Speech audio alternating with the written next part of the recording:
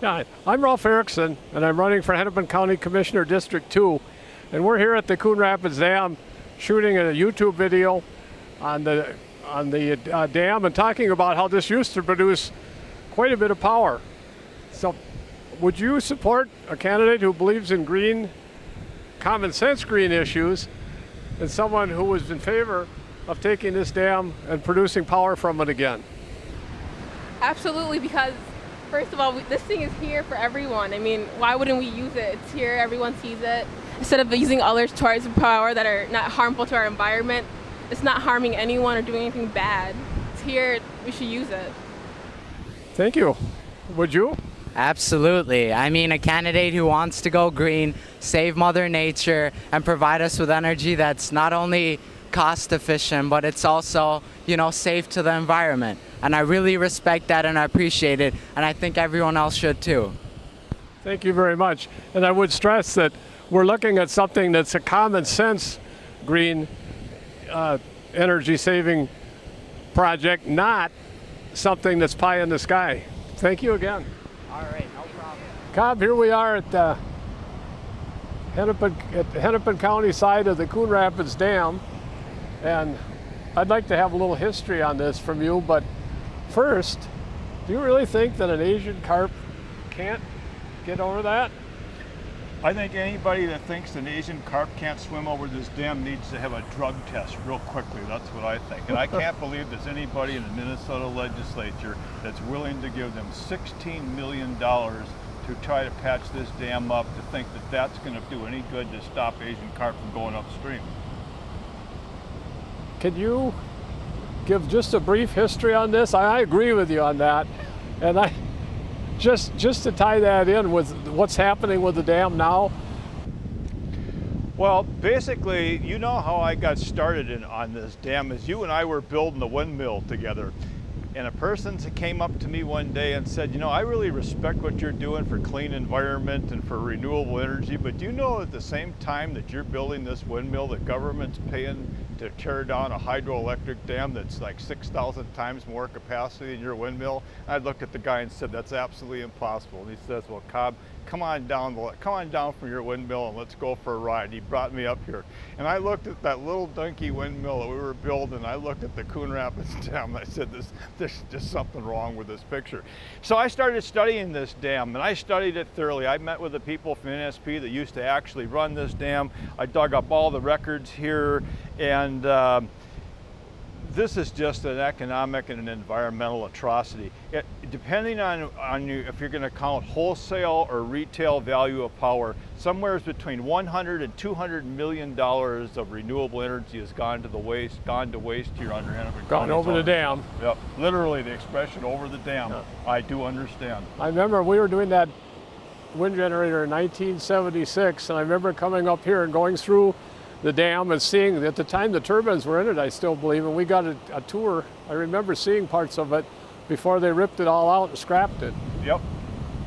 So, at any rate, now I understand there's a proposal to refurbish this and to produce twice the power that it had before. What do you think of that? I think it's one of the very few sensible programs that's ever been put forth up here. This dam has been studied, and restudied. I've always said the amount of money that has been spent on studies up here could have paid to rehabilitate this dam. But the original capacity was approximately 6,000 kilowatts, and now it's going to be 12,000 kilowatts. So we'd have double the water going through the generators, because at this point, it's not just about the renewable energy, it's about serving as a carp barrier also. And I'll guarantee you no Asian carp's going to swim through a turbine going upstream. And that too, and once you invest in this, it's very heavy on the front end investment. But after that's done, this could run conceivably for 100 years.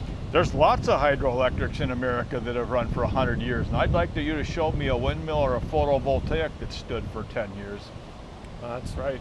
Just like Hennepin County put out at their site in Medina that produces, what, 90,000 watts? Yeah, 1,000, yeah. It's a joke. It wouldn't run the lights up at this dam. So, at any rate, I think we ought to go out in the dam, and there's some pretty interesting signs out there. Okay. So we'll wander out the dam and continue. Okay. So Cobb, the sign behind you there says that electricity generation was stopped here at the dam in 1966 due to ice problems and economies of scale, too expensive to produce. But didn't that sign say something else a few years back? Well, I have a direct quotation right here of what it used to say on that sign. It used to say in the Coon, and this is a direct quote from the Coon Rapids Dam Management Options Report, October 7th, 1993. It says, for economic reasons, Northern States Power Company discontinued power generation activities at this site in 1966, before which the powerhouse was used mainly for standby and peak power production. I have here a quote from NSP from 8/25/83 that shows in 1966, the last year of production, this dam produced 53 million kilowatt hours of energy. I don't think that's a trivial amount of power relative to some of the windmills we're building today. It is certainly not. Hello, I'm Rolf Erickson, candidate for Hennepin County Commissioner, District 2, and this is Cobb Burandt, inventor and energy expert. We're here at the site of the original hydroelectric plant that Thomas Lowry had used to power the Minneapolis Street Railway for approximately 50 years. Cobb, do you have a little history on that? Well, we had sawmills down here, and we had flour mills down here, and then we had Thomas Lowry took them over and we powered the streetcar system. I might add that there wasn't $1 of tax money that was used to create a mass transit system in this town, and when we tore it apart, we put it together 50 years later, 100% with tax money. And what I'm advocating is that we could use the output of the Crown Hydro to be the primary, not the exclusive, but the primary power source for the Hiawatha line. I look at Calgary, Canada, and they use their mass transit systems, say power by the wind, and I say actually we were powered by renewable energy here 100 years ago. So why not let the Crown Hydro be the source of power for the Hiawatha line, and if we paint it on our streetcars and we get the nobility of saying that our mass transit system is principally powered by renewable energy as it was in the 1900s. So Cobb, I understand directly that this project was held up by the president of the NIMBA Club, which is not in my backyard, Walter Mundale. The Crown Hydro is probably, what, 500 feet from us right here? That's correct. And if you look over at the condominiums that are over on the skyline, they need to have a nice view of the falls. Now, if the hydro was running here, they wouldn't have this beautiful view. Is that correct, that the NIMBAs really cut this down? Absolutely correct. They determined that the view of that water going over the falls is more important to the rich people living in the subsidized housing up there than the value of the energy. And the irony of that is that the Crown Hydro was willing to forfeit weekends, all holidays, any day in advance. They can turn the hydro off and let the water go over. I mean, who cares on weekdays? Who cares in the middle of the night? It could be used, but all the special events, you can turn the hydro off in probably 5 minutes if you wanted to. So you don't have to give up your aesthetics. So I mean, it could have been a win-win for everybody. We could have been powering our own light rail system.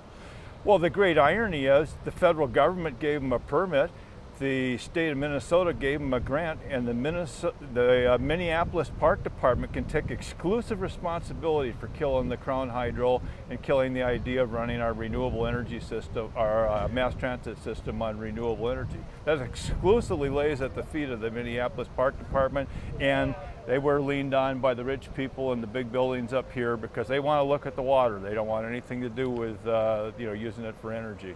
So I'm wondering if there's a chance that this can still happen.